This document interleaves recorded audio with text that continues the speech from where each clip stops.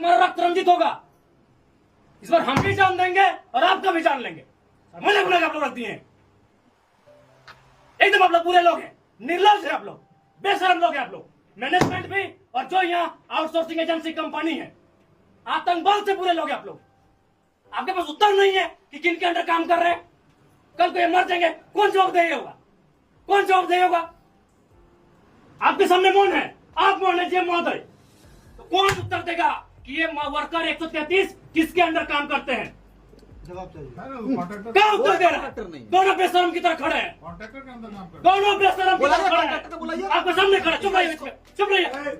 दोनों बेशरम बन के खड़े हैं आपके सामने। नहीं, ये तो है फैक्ट है, इन्हीं लोग पैसा अरे मरना के सबको है। इस बार अगर मजदूर धरने में बैठा और अगर एक भी मजदूर का क्षति हुआ तो पागमारा में खून बहेगा। इस बार खून मजदूर का भी होगा, कॉन्ट्रैक्टर का भी होगा और पदाधिकारी का भी होगा। मुझे गुनाह कर दिया।